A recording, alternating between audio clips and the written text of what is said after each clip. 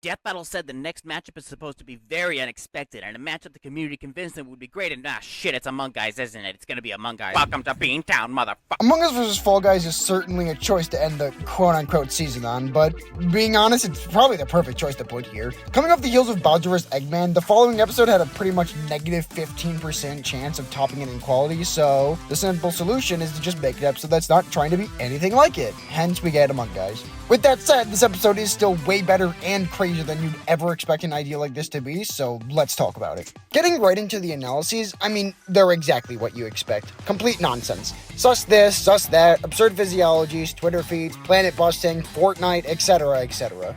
These rundowns are stuffed to the brim with absurdity, which makes them extremely fun to watch. But what I think makes them most entertaining is how they actually differ from each other tonally, with Among Us' analysis starting a lot more solemn and foreboding, compared to Fall Guys' far more bombastic opening. It helps show the different kinds of games they are, while still both setting up the rundown to spiral into insanity. Another thing I really like in this analysis, or well, technically this is before the analysis, but I like how this episode's intro actually says why this is a matchup, which the other episodes this year have skipped out on. Now, to be completely clear, Among Us doesn't have some super deep theme to bring up, it's literally just being games in 2020. But just giving a small gist for why the pairing actually exists makes the intro flow more naturally compared to the previous episodes, for me at least. Speaking of not flowing naturally, the cutaway!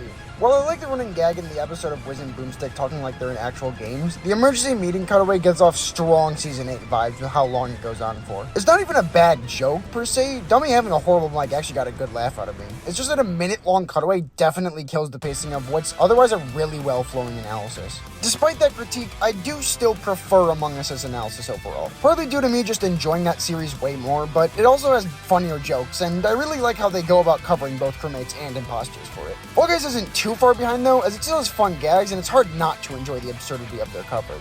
It does include Twitter though, so it gets points docked, unfortunately. The fight also uses Twitter in it, but it gets points docked for other reasons. The main thing that holds this fight back is the first half of it. Once the banana bomb goes off, the animation becomes a Michelin-starred meal that gives you a flashback sequence. But until then, it's more comparable to like a Big Mac. While I'm glad they didn't spend the entire animation directly fighting, that was actually one of my biggest hopes for it, I'm not huge on the way they actually go about it. This is mainly due to how Fall Guys favored it feels. Granted, there is the segment on the scale, but it ultimately feels like wasted potential to me. Not having an emergency meeting or any kind of social deduction implementation at all for that matter feels like such a waste in an Among Us episode. There's some great jokes to be had there, and it'd serve the same purpose of bringing the amount down to a 1v1 by letting the imposter actually kill some Fall Guys outside of one scene. Which definitely would help make the beginning feel less one-sided compared to the one we got, where the crewmates are getting brutally killed by the obstacles while the Fall Guys just get knocked off. Honestly, I just don't really like how the gore in this fight is used in general. Even aside from how it's only done to Among Us, it clashes way too hard with the super goofy tone the fight is clearly going for. Now, if I ignore how badly Among Us is getting brutalized, I do actually quite like this part of the animation. I think it has some fun gags like combining the challenge with a crewmate's task and having them all copy what one person guessed and color switch.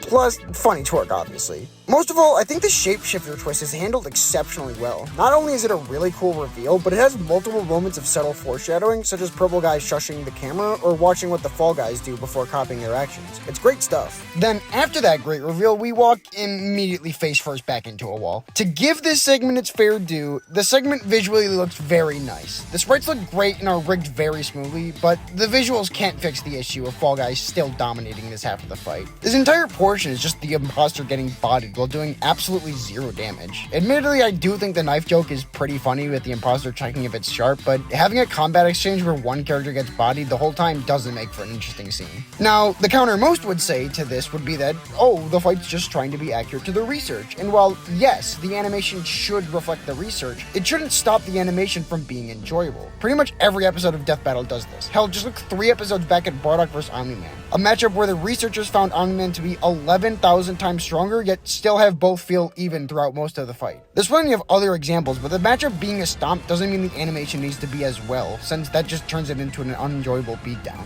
But luckily for us, the imposter has a secret up his sleeve, called the Make the Animation Peak button, and with a press, all the criticism towards this fight just disappears. That's not a joke, by the way. Well, the button part is, but I don't think I can really think of any critiques for the second half of this fight. I guess I can say that the kill would have been funnier if it wasn't actually super gory and was just a cartoonish Among Us body, but aside from that, yeah, I got nothing. This section is just peak. The crossover items being brought out helps take what was previously fairly basic choreography up to 11, with it becoming pure absurdity in the best ways possible, while also no longer being one-sided. Additionally, the fight switching from sprites to hand-drawn is not only done seamlessly, but also lets the characters move much more wildly, which only helps further the insanity. Mentioning all the good moments here feels redundant, considering I'd just be going over the entire section, but I'd say the best part is definitely the chase sequence. But to be fully clear, the competition is stiff. The sword fight is a really close second with how well animated it is. I love how the rotating camera looks, and the joke with the imposter jumping off of nothing into space is my favorite in the episode.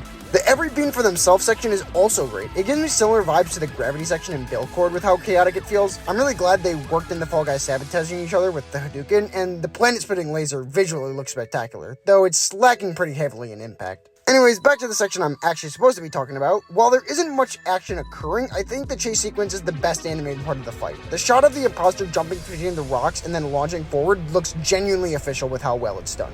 But what really makes this segment for me is what also brings this entire second half from great to peak fiction, and that's the music. Beowulf went ham on this second half, making what I'd say is easily the best instrumental from any of the tracks this year. The rock and techno works perfect for their respective segments, and I adore the more sci-fi spacey sounds he does for the chase sequence. Not to say the first half of this track is bad or anything, but if it comes on in a playlist, I'm skipping right to the peak. As for the post-analysis, definitely not too much to say here. Compared to the last two episodes, this result is fairly straightforward, and the low amount of categories reflect this. Without crossovers, the matchup is actually pretty debatable, but since we are using them, the result pretty much starts and ends at the Fall Guys are 8.6 trillion times stronger, which, yeah, not much to discuss there. I do wish they'd actually brought up more of Among Us's crossover stuff to compare with the Fall Guys, but that's a real nitpick, I feel. It's a pretty solid post-analysis that says what it needs to. As for the next time, assuming I can get this out before it drops, I'm quite hyped for Kratos vs. Asura. Both the analysis and animation previews we've gotten are neat, but most of all, holy hell, this is gonna be a long one. With the analysis only barely getting into their stuff, and Devil Artemis confirming there to be around 9 minutes of animation, like, good god, man, this is gonna be crazy. We'll say that I am cautiously optimistic though, since while a super long fight is awesome, that also leaves more room for possible screw-ups, but I have faith in Artemis to cook. And as for the Magfest-shaped elephant in the room, about time. Enough said. Anyways, overall Among Us vs. Fall Guys is a super fun time. I obviously have my gripes with how some of the animation is handled, but that pales in comparison to the quality of the analyses and especially the second half of the fight. Same score as Joker with an 8 out of 10, but put it a little bit lower, Joker vs. Giorno just slightly edges out due to not having Twitter in it. Speaking of which, go follow me!